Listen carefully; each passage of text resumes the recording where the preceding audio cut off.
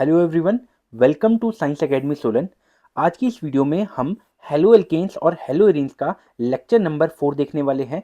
और यहाँ पे इस वीडियो में हम देखेंगे physical properties of halo alkene and halo arene. तो चलिए इसको करना स्टार्ट करते हैं अपने नेक्स्ट स्लाइड से। इस वीडियो का सबसे पहला टॉपिक हमारे पास है फिजिकल प्रॉपर्टीज। फिजिकल प्रॉपर्टी जो हमें हेलो एल्केन और हेलो एरीन की पढ़नी है वो सबसे पहले हम पढ़ेंगे colour and odour. Next physical property हम देखेंगे melting point and boiling point, जो कि काफ़ी ज़्यादा इंपॉर्टेंट है। उसके बाद हम देखेंगे सॉल्युबिलिटी के बारे में और लास्ट हम देखेंगे density of halo alkene and halo arene. सबसे पहले फिजिकल प्रॉपर्टी हमारे पास है कलर एंड ओडर। देखो, alkyl halides are colourless when pure. देखो, जब भी कोई alkyl fluoride, alkyl chloride, alkyl bromide या फिर एल्काइल आयोडाइड होता है, अगर ये बेटा प्योर फॉर्म में है तो ये आपके पास कैसा होता है बेटा, कलरलेस होता है। लेकिन जब बेटा however bromides and iodide develop colour when expose to light, तो जब भी बेटा एल्काइल ब्रोमाइड या फिर एल्काइल आयोडाइड, या तो आप सनलाइट के प्रेजेंस में इसको रखते हो या फिर बेटा यूवी रेडिएशन में रखते हो, तो वहां पे कलर डेवलप हो जाता है। मेरी बात समझ में आ गई। देखो, दूसरी बात ये क्या बोल रहा है, many volatile halogen compound have sweet smell. तो बेटा जो भी वोलेटाइल हैलोजन के कंपाउंड होते हैं उनमें एक बहुत अच्छी सी स्वीट स्मेल होती है। मेरी बात समझ में आ गई। तो ये बात थी आपकी ओडर की। तो चलिए नेक्स्ट हम boiling point and melting point को करना स्टार्ट करते हैं। देखो, बॉइलिंग पॉइंट और मेल्टिंग पॉइंट में सबसे पहले हम करेंगे बॉइलिंग पॉइंट के बारे में। Boiling point depends on the force of attraction between them and molecular mass. देखो, जो बॉइलिंग पॉइंट जो है सबसे पहले किस पे डिपेंड करता है, फोर्स ऑफ अट्रैक्शन पे। और दूसरी चीज वो किस पे डिपेंड करता है बेटा, मॉलिक्यूलर मास पे। वेरी वेरी वेरी इंपॉर्टेंट है। अच्छा, फोर्स ऑफ अट्रैक्शन को बताने के लिए मैं आपको एक एग्जांपल देता हूँ। देखो, मान लो मेरे पास क्या है, यहाँ पे ए है और यहाँ पे भी ए है। अच्छा, यहाँ पे मेरे पास बी है और यहाँ पे भी बी है। यहाँ पे कोई एक कंपाउंड मैंने ए लिया है और यहाँ पे मैंने कोई एक कंपाउंड बी लिया है। अब देखो, ए के बीच में काफ़ी ज़्यादा फोर्स ऑफ अट्रैक्शन है, लेकिन बी के बीच में उतनी फोर्स ऑफ अट्रैक्शन नहीं है। तो बेटा सबसे ज़्यादा फोर्स ऑफ अट्रैक्शन किसके पास में है, ए के पास में है, और कम किसके पास में है बेटा, बी के पास में कम है। तो जब मैं इसको हीट करूंगा और मैं इसको बॉईल करूंगा तो यहाँ पे मुझे, क्योंकि फोर्स ऑफ अट्रैक्शन ज़्यादा है, तो यहाँ पे मुझे हीट भी ज़्यादा लगेगी। इसीलिए इसका बेटा जो बॉइलिंग पॉइंट होगा वो काफ़ी हाई रहने वाला है। लेकिन बेटा यहाँ पे क्योंकि फोर्स ऑफ अट्रैक्शन बी और बी के बीच में कम है, जिस वजह से बेटा इसको बॉईल करने में काफ़ी कम टेम्परेचर लगेगा और इसका बॉइलिंग पॉइंट जो है वो कम होने वाला है। तो मतलब ये बात बिल्कुल सही है कि जितना ज़्यादा फोर्स ऑफ अट्रैक्शन होगा उतनी ज़्यादा क्या होगी, बॉइलिंग पॉइंट। देखो, ऑर्गेनिक केमिस्ट्री में आपके पास जो order of boiling point, order of force of attraction होता है, वो होता है सबसे ज़्यादा हाइड्रोजन बॉन्डिंग का। सबसे ज़्यादा फोर्स ऑफ अट्रैक्शन होती है बेटा हाइड्रोजन बॉन्डिंग। उसके बाद रखते हैं बेटा डायपोल डायपोल इंटरेक्शन, और सबसे कम जो फोर्स ऑफ अट्रैक्शन होती है वो होती है वेंडरवॉल फोर्स ऑफ अट्रैक्शन। तो जो भी कंपाउंड हाइड्रोजन बॉन्डिंग बना रहा होगा उसका बॉइलिंग पॉइंट सबसे ज़्यादा होगा। उसके बाद जो मॉलिक्यूल डायपोल डायपोल इंटरेक्शन रखेगा वो उनका जो बॉइलिंग पॉइंट होगा वो थोड़ा कम होगा, और जो molecule Van der Waals force of attraction रखेगा उनका बॉइलिंग पॉइंट सबसे कम होने वाला है। देखो, आपके ऑर्गेनिक केमिस्ट्री में जो हाइड्रोजन बॉन्डिंग बनाएगा वो कौन कौन बनाएगा, एक तो हमारे पास आएगा चैप्टर कार्बोक्सिलिक एसिड। उसके बाद जो अल्कोहल फिनोल एंड ईथर में जो अल्कोहल है वो भी हाइड्रोजन बॉन्डिंग बना रहा होगा। और बेटा जो अमीन्स है, जो आपका लास्ट चैप्टर है ऑर्गेनिक का, वो भी आपका हाइड्रोजन बॉन्डिंग बना रहा होगा। तो इनको आप सबसे पहले रखेंगे जब भी बॉइलिंग पॉइंट का ऑर्डर आएगा। उसके बाद बात आती है बेटा डायपोल डायपोल इंटरेक्शन की। तो यहाँ पे सबसे पहले जो हमारा चैप्टर का नाम है वो है एल्काइल हैलाइड। देखो, क्योंकि आपके पास क्या है, आर है और एक्स है, सिमिलरली आर है और एक्स है, आर है और एक्स है। देखो, एक्स हमारे पास हेलोजन है तो इस पे नेगेटिव है और इस पे पॉजिटिव आएगा, इस पे नेगेटिव और इस पे पॉजिटिव आएगा, इस पे नेगेटिव और इस पे पॉजिटिव आएगा। क्योंकि यहाँ पे नेगेटिव है और यहाँ पे क्या है, पॉजिटिव है, तो इनके बीच में कुछ एक फोर्स ऑफ अट्रैक्शन जो भी होने वाली है उसको आप क्या बोलेंगे बेटा, उसको बोलेंगे डायपोल डायपोल इंटरेक्शन। मेरी बात समझ में आ गई। तो ये डायपोल डायपोल इंटरेक्शन क्यों होता है, क्योंकि बेटा एक एंड में यहाँ पे नेगेटिव चार्ज होता है और एक एंड में पॉजिटिव होता है, दूसरे एंड में बेटा यहाँ पे पॉजिटिव होता है और एक में नेगेटिव होता है। तो यहाँ पे दो पोल की वजह से क्या होती है, फोर्स ऑफ अट्रैक्शन, जिसको बोलते हैं डायपोल डायपोल इंटरेक्शन। लेकिन बेटा ये जो डायपोल इंटरेक्शन है ये इतनी भी स्ट्रांग नहीं है कि वो हाइड्रोजन बॉन्डिंग से आगे आ जाए। इसीलिए हमारे पास जो एल्काइल हैलाइड्स होता है उनका बॉइलिंग पॉइंट अल्कोहल से, अमीन से और कार्बोक्सिलिक एसिड से कम होता है, क्योंकि फोर्स ऑफ अट्रैक्शन क्या होती है इनके बीच में, dipole dipole force of attraction. Last अगर हमारे पास वेंडरवॉल फोर्स ऑफ अट्रैक्शन हो तो वो किस में होगा बेटा, वो होता है हाइड्रोकार्बन में। फॉर एग्जांपल एल्केन हो गया, एल्कीन्स हो गया और आपके पास एल्काइंस हो गया। तो चलिए इसके एक एक करके फैक्टर पढ़ना स्टार्ट करते हैं। सबसे पहला हमारे पास जो ऑर्डर ऑफ बॉइलिंग पॉइंट होगा बेटा, वो किस बेसिस पे होगा, देखना सुनना। अब देखो, मैंने आपको फोर्स ऑफ अट्रैक्शन के बेसिस पे बता दिया कि हाइड्रोजन बॉन्डिंग ज़्यादा होता है, उसके बाद डायपोल इंटरेक्शन होता है और उसके बाद वेंडर वॉल। ये तो था आपके पास फोर्स ऑफ अट्रैक्शन। लेकिन अगर आप सिर्फ डायपोल डायपोल इंटरेक्शन में भी एल्काइल हैलाइड का ही देखते हो, एल्काइल हैलाइड आपने फिक्स कर दिया है, तो अगला फैक्टर आपके पास जो बॉइलिंग पॉइंट का होगा वो क्या होगा बेटा, वो होगा मॉलिक्यूलर मास। मेरी बात समझ में आ गई? तो चलो बेटा, सबसे पहला आपने फैक्टर कौन सा देखा, सबसे पहला फैक्टर देखा फोर्स ऑफ अट्रैक्शन का। और अगर एक ही आपके पास एल्काइल हैलाइड है तो नेक्स्ट फैक्टर कौन सा आ जाएगा जो आपके पास बॉइलिंग पॉइंट का होगा, वो होगा आपके पास मॉलिक्यूलर मास। तो चलिए देखते हैं। सबसे पहले यहाँ पे क्या लिख रखा है बेटा, for same alkyl group as atomic mass increase boiling point increase. देखो यहाँ पे क्या कॉमन है बेटा, यहाँ पे कार्बन कार्बन कार्बन और कार्बन, यहाँ पे कोई भी कार्बन है लेकिन वो सेम नंबर ऑफ कार्बन के कंपाउंड है। लेकिन यहाँ पे चेंज क्या हो रहा है, यहाँ पे फ्लोरीन है, यहाँ पे क्लोरीन है, यहाँ पे ब्रोमीन है और यहाँ पे आयोडीन है। तो बेटा लेफ्ट टू राइट जाने पे जो एटॉमिक मास है वो इंक्रीज हो रहा है, क्योंकि फ्लोरीन छोटा है, क्लोरीन बड़ा है, ब्रोमीन और भी बड़ा है और आयोडीन और भी बड़ा है। तो बेटा जैसे जैसे एटॉमिक मास बढ़ रहा है आपका बॉइलिंग पॉइंट भी इंक्रीज करेगा। तो आपका ऑर्डर क्या होगा, सबसे पहले सबसे ज़्यादा बड़ा किसका है बॉइलिंग पॉइंट, आर आई का, फिर आर बी आर का, फिर आर सी एल का और फिर आर एफ का। तो ये आपको बात समझ में आई होगी। दूसरे आपके पास क्या है, अगर बेटा आपके पास नंबर ऑफ कार्बन तो सेम है लेकिन नंबर ऑफ हेलोजन जो है वो चेंज हो रहे हैं। अब देखो यहाँ पे जो आपके पास हेलोजन है वो भी सेम है। हेलोजन का क्या मतलब है, यहाँ पे क्लोरीन है, यहाँ भी क्लोरीन है, यहाँ भी क्लोरीन है और यहाँ भी क्लोरीन है। क्लोरीन सेम है लेकिन उनका नंबर चेंज हो रहा है। देखो यहाँ पे एक क्लोरीन है, यहाँ पे दो क्लोरीन है, यहाँ पे तीन क्लोरीन है और यहाँ पे चार क्लोरीन है। तो बेटा जैसे जैसे नंबर ऑफ क्लोरीन बढ़ रहे हैं तो मेरे पास एटॉमिक मास भी तो बढ़ रहा है। और बेटा जितना ज़्यादा एटॉमिक मास होगा उतना ही ज़्यादा मेरे पास क्या होने वाला है, बॉइलिंग पॉइंट होने वाला है। तो आपको ये ध्यान रखना है, अगर कार्बन सेम है तो आप क्या देखेंगे, जिसका मास ज़्यादा है। और अगर बेटा हेलोजन भी सेम है तो आप देखेंगे किसका नंबर ज़्यादा है, क्योंकि जितने ज़्यादा हेलोजन होंगे उतना ज़्यादा क्या होगा बेटा, इनके बीच में एटॉमिक मास होगा और उतना ही ज़्यादा उनके बीच में क्या होगा बेटा, बॉइलिंग पॉइंट होगा। नेक्स्ट हमारे पास जो फैक्टर आता है वो काफ़ी इंपॉर्टेंट है बेटा। थर्ड जो हमारे पास फैक्टर है वो है same same halogen boiling point increase as carbon chain क्या करेगा, इंक्रीज। देखो बेटा यहाँ पे क्या है, जैसे CH3Cl है, यहाँ पे है CH3CH2Cl, CH3CH2CH2Cl। यहाँ पे क्या कर रहा हूँ मैं, नंबर ऑफ कार्बन को बढ़ा रहा हूँ। तो जैसे जैसे नंबर ऑफ कार्बन बढ़ेगा हमारे पास बेटा मॉलिक्यूलर मास भी तो बढ़ेगा, और अगर मॉलिक्यूलर मास बढ़ेगा तो बॉइलिंग पॉइंट भी बढ़ रहा होगा। ठीक है बेटा, तो सबसे ज़्यादा बॉइलिंग पॉइंट इसका है और फिर इसका है। देखो आपकी एनसीईआरटी में एक आपको ये डायग्राम देखने को मिलेगा और यहाँ पे क्या दिया है, जैसे यहाँ पे है CH3X। अब देखो ये जो रेड वाला है ये किसका है बेटा, ये है क्लोराइड का। तो ये किसका है बेटा, मैं बना देता हूँ। देखो ये वाला आपके पास है CH3Cl का है। अच्छा जो आपके पास ये ब्लू वाला है ये है बेटा CH3Br का है, और ये जो येलो वाला है ये है बेटा आपके पास CH3 आयोडीन।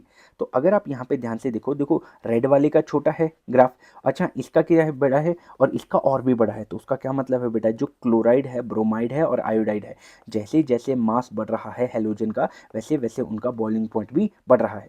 अच्छा आप इसको इधर भी देख सकते हैं और इधर भी देख सकते हैं, क्योंकि यहाँ पे कार्बन चेंज हो रहा है, हेलोजन तो सेम है। अच्छा अब आपके पास इसको दूसरा देखने का नज़रिया क्या है बेटा, अगर आप इनके वे में देखेंगे CH3X, CH3CH2X और CH3CH2CH2X, तो यहाँ पे भी तो कॉन्स्टेंटली इंक्रीज हो रहा है, क्योंकि मेरे पास नंबर ऑफ कार्बन बढ़ रहे हैं। तो जैसे जैसे नंबर ऑफ कार्बन इंक्रीज हो रहे हैं इनका बॉइलिंग पॉइंट भी इंक्रीज हो रहा है। तो ये वाला कर्व आपको अच्छे से स्टडी करना है। फोर्थ फैक्टर हमारे पास आता है आइसोमेरिक हैलाइड। देखो आइसोमेरिक हैलाइड क्या होता है, अगर आपके पास एक से ज़्यादा कंपाउंड दिए हो लेकिन उनका मॉलिक्यूलर फॉर्मूला तो सेम हो लेकिन उनका स्ट्रक्चर अलग अलग हो, उसको बोलते हैं आइसोमेरिक हैलाइड। जैसे बेटा नीचे जो दिया हुआ क्वेश्चन है अगर आप इसको ध्यान से चेक करें तो हमारे पास सबके पास बेटा 4 कार्बन है, लेकिन बेटा एक हमारे पास ब्रोमीन है। देखो बेटा यहाँ पे 1 2 3 एंड 4, 1 2 3 एंड 4, 1 2 3 एंड 4, और सबके पास एक एक क्या है बेटा, ब्रोमीन है। लेकिन अगर मैं यहाँ पे ध्यान से देखूँ तो यहाँ पे हो क्या रहा है बेटा, यहाँ पे बेटा on moving left to right branching जो है, ब्रांचिंग क्या कर रही है बेटा, इंक्रीज कर रहा है। और अगर बेटा ब्रांचिंग इंक्रीज हो रही है तो उसकी वजह से आपका साइज डिक्रीज हो रहा है। और बेटा अगर साइज डिक्रीज होगा तो इंटर मॉलिक्यूलर फोर्सेस भी कम हो रही होगी, और अगर इंटर मॉलिक्यूलर फोर्सेस कम हुई तो आपके पास क्या कम होगा बेटा, बॉइलिंग पॉइंट भी कम होगा। तो चलिए इसको पढ़ते हैं। फॉर आइसोमेरिक हैलाइड ब्रांचिंग क्या कर रही है बेटा, इंक्रीज। तो देखो बेटा यहाँ से यहाँ पे ब्रांचिंग इंक्रीज करिए और यहाँ से यहाँ पे भी ब्रांचिंग इंक्रीज करिए, जिसकी वजह से बेटा जो सरफेस एरिया होता है वो डिक्रीज कर गया है। और अगर सरफेस एरिया डिक्रीज किया तो आपके पास जो फोर्स ऑफ अट्रैक्शन वो भी कम हो जाएगी, या फिर इंटरमॉलिक्यूलर फोर्सेस भी कम हो जाएगी। और अगर इंटरमॉलिक्यूलर फोर्सेस कम हुई तो आपके पास बॉइलिंग पॉइंट भी क्या हो जाएगा बेटा, कम हो जाएगा। इसीलिए बेटा जो सबसे ज़्यादा लंबी चेन है उसमें उसका बॉइलिंग पॉइंट ज़्यादा होगा। अच्छा, जो आपके पास थोड़ी छोटी चेन बन जाती है क्योंकि यहाँ पे ब्रोमीन इधर है, तो देखो इसका साइज इतना बड़ा है और इसका साइज आपका छोटा हो गया क्योंकि यहाँ पे जो ब्रोमीन था वो आपके पास बीच में आ चुका है। तो यहाँ से यहाँ जाने में सरफेस एरिया डिक्रीज हुआ कि नहीं। अच्छा, सिमिलरली बेटा अब यहाँ पे भी क्या हो गया, ये और भी छोटा हो गया, तो आपका सरफेस एरिया और भी ज़्यादा डिक्रीज हुआ। तो जैसे जैसे सरफेस एरिया डिक्रीज हो रहा है आपके बॉइलिंग पॉइंट में डिक्रीज आता जा रहा है। ठीक है बेटा, तो आइसोमेरिक हैलाइड में जैसे जैसे ब्रांचिंग बढ़ती है वैसे वैसे बॉइलिंग पॉइंट भी डिक्रीज होता रहता है। बॉइलिंग पॉइंट को पढ़ने के बाद नेक्स्ट हमारे पास टॉपिक आता है बेटा मेल्टिंग पॉइंट। अच्छा, जो देखो सुनना, सबसे पहले जो बॉइलिंग पॉइंट होता है वो दो फैक्टर पे डिपेंड करता है। सबसे पहले बेटा इंटर मॉलिक्यूलर फोर्सेस और दूसरा डिपेंड करता है बेटा मॉलिक्यूलर मास पे। तो हमने देखा जैसे जैसे इंटर मॉलिक्यूलर फोर्सेस या फिर मॉलिक्यूलर मास बढ़ता है आपका बॉइलिंग पॉइंट भी बढ़ता है। देखो दूसरा जो हमने चीज़ पढ़नी है वो है बेटा मेल्टिंग पॉइंट। मेल्टिंग पॉइंट सिर्फ एक चीज़ पे डिपेंड करता है, वो है बेटा पैकिंग एफिशिएंसी। पैकिंग एफिशिएंसी, देखो जितने अच्छे से आपकी किसी भी मॉलिक्यूल की पैकिंग होने वाली है उतना ही वो, सुनना, उतना ही उसका मेल्टिंग पॉइंट ज़्यादा होने वाला है। तो यहाँ पे चेक करते हैं बेटा, melting point, molecule with better packing has high melting point. तो बेटा जिस भी मॉलिक्यूल की पैकिंग ज़्यादा होगी, पैकिंग अच्छे से होगी, उसका मेल्टिंग पॉइंट ज़्यादा होने वाला है। देखो यहाँ पे क्या दिया है बेटा, ऑर्थो डाइक्लोरोबेंजीन, यहाँ पे दिया है मेटा डाइक्लोरोबेंजीन और यहाँ पे दिया है बेटा पैरा डाइक्लोरोबेंजीन। अगर सबसे पहले हम इनका बॉइलिंग पॉइंट को चेक करें तो यहाँ पे मैं क्या देख रहा हूँ, 453, 443 और 448। यहाँ पे अगर हम चेक करें तो कहीं ना कहीं जो बॉइलिंग पॉइंट है वो बेटा सेम ही है या फिर कांस्टेंट है बेटा, इनका डिफरेंस कोई भी ज़्यादा यहाँ पे नहीं आने वाला है। लेकिन अगर मैं यहाँ पे मेल्टिंग पॉइंट की बात करूँ तो वहाँ पे एक इंटरेस्टिंग चीज़ नोटिस करने की क्या है कि यहाँ पे तो मेल्टिंग पॉइंट में ज़्यादा डिफरेंस नहीं है, लेकिन बेटा यहाँ से यहाँ जाने में बहुत ज़्यादा डिफरेंस आ रहा है। तो यहाँ पे पक्का आपके पास जो पैकिंग है वो काफ़ी अच्छी हुई होगी, जिसकी वजह से आपका मेल्टिंग पॉइंट काफ़ी ज़्यादा रहा होगा। देखो बेटा ये पैराग्राफ क्या बोल रहा है आपका एनसीईआरटी का, यहाँ पे लिखा है the boiling point of isomeric dihalobenzene are very nearly the same. देखो बेटा जो आपके पास डाईहेलोबेंजीन की जो आपके आइसोमर है उनका बॉइलिंग पॉइंट तो नियरली आपका क्या है बेटा, सेम है। देखो ज़्यादा डिफरेंस यहाँ पे नहीं है जैसे कि अभी हमने बात करी। लेकिन however the para isomers are high melting as compare to their ortho and meta pollution. लेकिन ये क्या बोल रहा है बेटा, जो पैरा आइसोमर है उसका मेल्टिंग पॉइंट काफ़ी ज़्यादा है एज कम्पेयर टू बेटा आपका ortho and meta isomer of dichlorobenzene. मेरी बात समझ में आ गई। अब उसका नेक्स्ट लाइन में ये क्या बता रहा है बेटा, रीजन बता रहा है। देखो it is due to symmetry of para isomer that fits in the crystal lattice better as compare to ortho and meta isomer. अच्छा, इसका रीजन देते हुए क्या बोल रहा है कि वो सारा जो खेल हो रहा है वो इसकी सिमिट्री की वजह से है। देखो इसकी शेप कुछ ऐसी है कि यहाँ पे एक के ऊपर एक जो बैठ रहा है तो वो काफ़ी अच्छी सिमिट्रिक जो आपके पास है, ये आपको काफ़ी अच्छी सिमिट्रिक अरेंजमेंट दे रहा है, जिसकी वजह से आपकी जो पैकिंग होती है, पैकिंग वो काफ़ी अच्छे से इंक्रीज हो रही है और बेटा आपका जो मेल्टिंग पॉइंट है वो काफ़ी ज़्यादा हाई रहने वाला है। लेकिन अगर आप इनकी चेक करेंगे तो यहाँ पे सिमिट्री इतनी अच्छी नहीं है, जिसकी वजह से इन दोनों का जो मेल्टिंग पॉइंट है वो काफ़ी लो रहने वाला है। आई होप आपको ये मेल्टिंग और बॉइलिंग पॉइंट की बात समझ में आई होगी, ये आपका काफ़ी इंपॉर्टेंट था।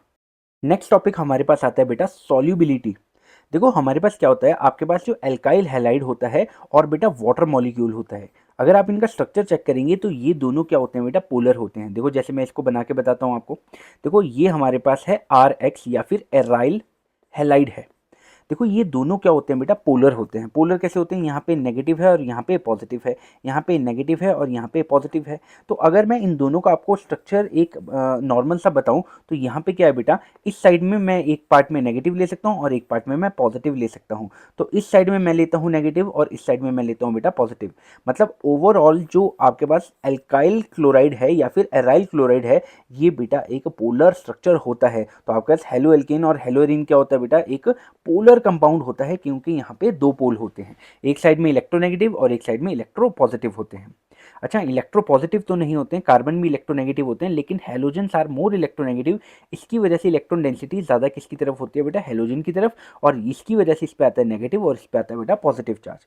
सिमिलरली अगर मैं बात करूं बेटा वाटर की, तो वाटर को अगर आप इस फॉर्म में बनाएं तो यहाँ पे ऑक्सीजन पे क्या चार्ज होगा, नेगेटिव, और हाइड्रोजन पे क्या चार्ज आ जाएगा बेटा, पॉजिटिव चार्ज आएगा। और अगर मैं इसको भी बना के दिखूं तो बेटा यहाँ पे भी क्या है, एक एंड में नेगेटिव है और एक एंड में आपके पास पॉजिटिव है। तो मैं ये बोल सकता हूँ कि बेटा आपके पास एक अगर एल्काइल हैलाइड है और बेटा वाटर मॉलिक्यूल है, तो ये दोनों क्या है बेटा, ये दोनों एक पोलर कंपाउंड है। पोलर कंपाउंड होने के बावजूद भी आप एक दूसरे में इनको सॉल्युबलाइज नहीं कर सकते। तो मैं क्या बोलूंगा, halo alkane and water molecule are polar in nature but still are water insoluble. समझ में आ गई मेरी बात। तो यहाँ पे क्या लिखा है, both halo alkane and water are polar. तो बेटा ये दोनों पोलर होते हैं क्योंकि यहाँ पे दो चार्ज होता है, still they are water insoluble. फिर भी बेटा आपके पास जो एल्काइल हैलाइड है ये वाटर में सॉल्युबलाइज नहीं करते हैं। इसका रीजन जो है वो है इनकी हाइड्रोजन बॉन्डिंग में। तो यहाँ पे क्या लिखा है, because they do not form hydrogen bonding with water. देखो हमारे पास जो नेक्स्ट चैप्टर है वो है आपके पास अल्कोहल, फिनोल एंड ईथर, और वहाँ पे मैं आपको बताऊंगा कि जो अल्कोहल है वो क्या करता है बेटा, वो वाटर के साथ में क्या बनाता है बेटा, हाइड्रोजन बॉन्डिंग। देखो यहाँ पे अल्कोहल है और यहाँ पे वाटर है, तो ये आपस में क्या बनाएंगे बेटा, हाइड्रोजन बॉन्डिंग। अच्छा, इसी हाइड्रोजन बॉन्डिंग की वजह से मैं क्या बोलूंगा कि alcohol is water soluble, water soluble. समझ में आ गई मेरी बात। लेकिन हेलो एल्केन जो होता है वो पानी में सॉल्युबल नहीं होता है। क्यों? क्योंकि they do not form hydrogen bonding with water. तो ये एक रीजन है कि वो सॉल्युबलाइज नहीं होता है।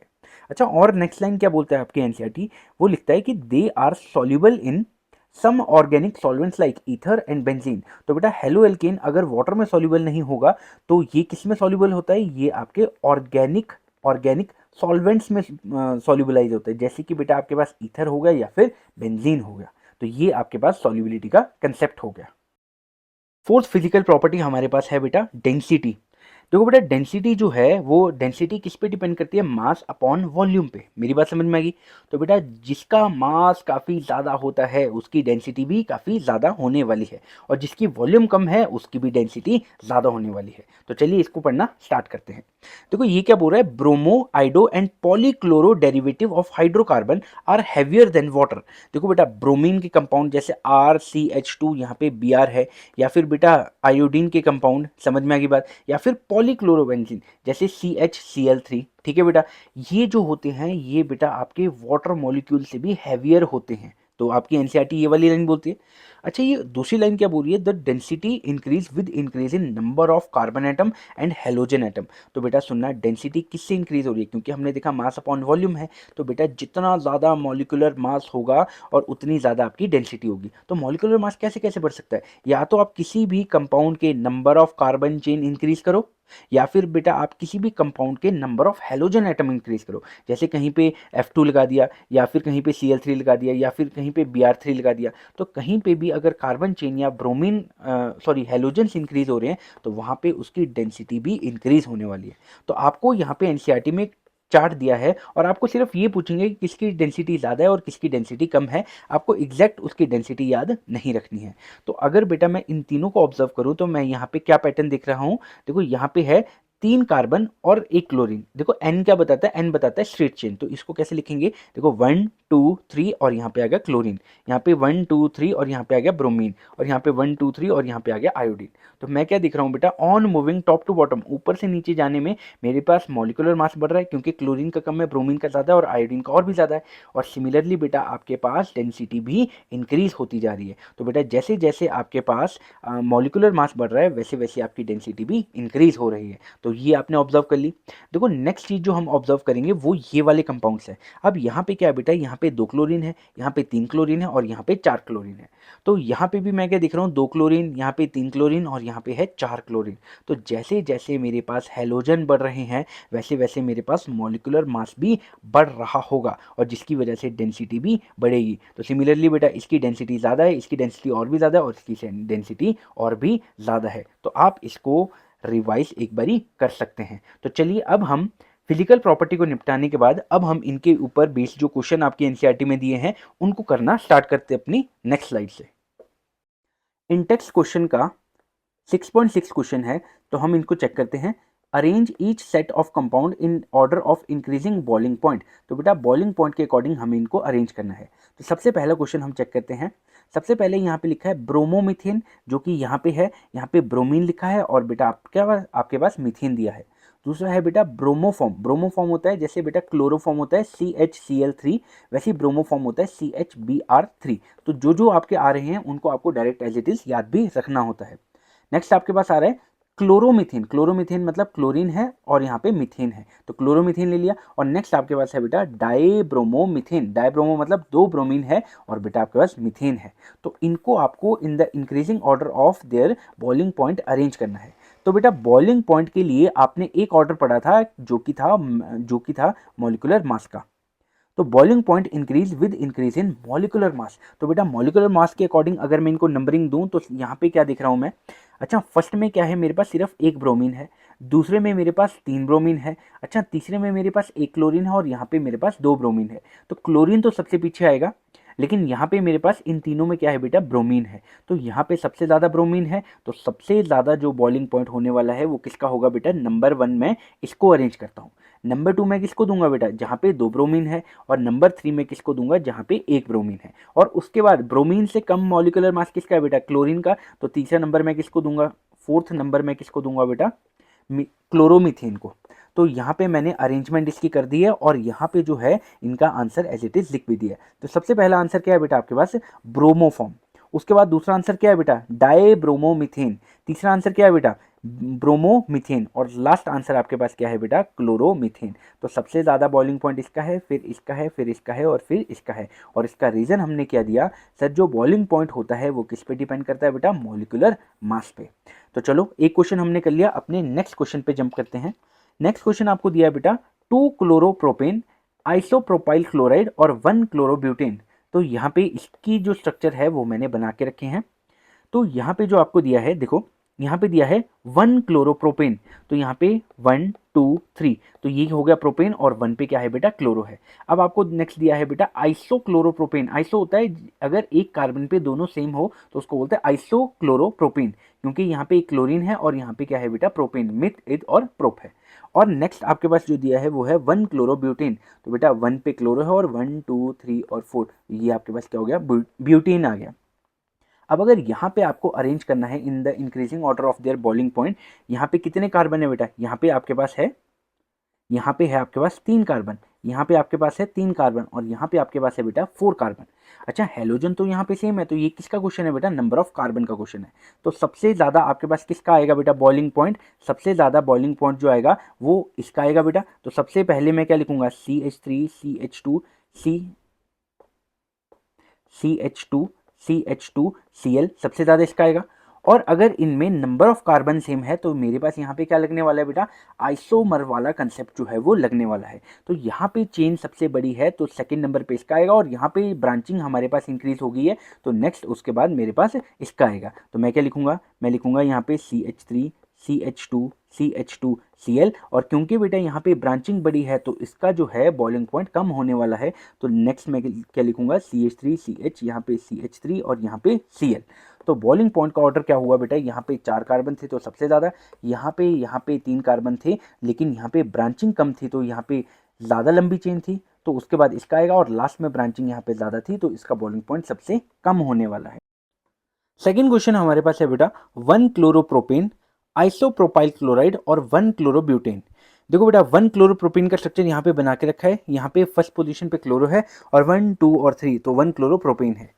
नेक्स्ट आपके पास है आइसोप्रोपाइल क्लोराइड। आइसो जब भी आता है बेटा वो क्या बताता है कि दो सेम कोई कार्बन चेन है यहाँ पे। तो बेटा यहाँ पे क्या है, प्रोपाइल है तो यहाँ पे 2 CH3 सेम होगा एक ही कार्बन के ऊपर। तो यहाँ पे क्या लिखा बेटा, आइसोप्रोपाइल क्लोराइड। नेक्स्ट हमारे पास है बेटा 1 क्लोरोब्यूटेन। तो यहाँ पे 1 पे क्या है बेटा, क्लोरो है और बाकी 1 2 3 और 4 ब्यूटेन आ गया। तो बेटा यहाँ पे सबसे पहले हमें बॉइलिंग पॉइंट के अकॉर्डिंग अगर अरेंज करना है तो बॉइलिंग पॉइंट किस पे डिपेंड करता है बेटा, मॉलिक्यूलर मास पे। तो बेटा यहाँ पे कितने हैं, यहाँ पे 3 कार्बन है, यहाँ पे भी 3 कार्बन है और यहाँ पे मेरे पास 4 कार्बन है। तो सबसे पहला जो बॉइलिंग पॉइंट आने वाला है वो बेटा किसका आने वाला है, 1 क्लोरोब्यूटेन का आएगा। तो मैंने यहाँ पे नंबर 1 लगा दिया। लेकिन अगर यहाँ पे बेटा नंबर ऑफ कार्बन सेम है, यहाँ पे भी 3 है और यहाँ पे भी 3 है, तो ये तो मेरे पास कौन सा कंसेप्ट लगाएगा बेटा, ये हमारे पास लगाएगा आइसोमेरिक हैलाइड वाला कंसेप्ट यहाँ पे लगने वाला है। देखो आइसोमेरिक में क्या है, यहाँ पे भी 3 कार्बन है और यहाँ पे भी 3 कार्बन है। लेकिन अगर आपको ध्यान हो, हमने क्या किया था बेटा, जहाँ पे स्ट्रेट चेन ज़्यादा लंबी होती है या फिर जहाँ पे सरफेस एरिया ज़्यादा होता है, वहाँ पे बॉइलिंग पॉइंट भी ज़्यादा होता है। लेकिन यहाँ पे जैसी ब्रांचिंग इंक्रीज हो गई, ब्रांचिंग के इंक्रीज होने से क्या हुआ बेटा, सरफेस एरिया कम हो गया और बेटा बॉइलिंग पॉइंट भी कम हो गया। तो दूसरा नंबर हम किसको देंगे बेटा, दूसरा नंबर देंगे हम 1 क्लोरोप्रोपेन को, और तीसरा नंबर हम किसको देंगे बेटा, हम देंगे आइसोप्रोपाइल क्लोराइड को। तो मेरे पास ऑर्डर क्या हो गया, सबसे पहले क्या आएगा 1 क्लोरोब्यूटेन, दूसरे नंबर पे आएगा बेटा 1 क्लोरोप्रोपेन और तीसरे नंबर पे आएगा बेटा आइसोप्रोपाइल क्लोराइड। इस वीडियो में इतना ही। वीडियो पसंद आई है तो लाइक करें, अपने फ्रेंड्स के साथ में शेयर करें और इस चैनल को सब्सक्राइब करें। मिलते हैं अपने नेक्स्ट वीडियो में। Thank you so much.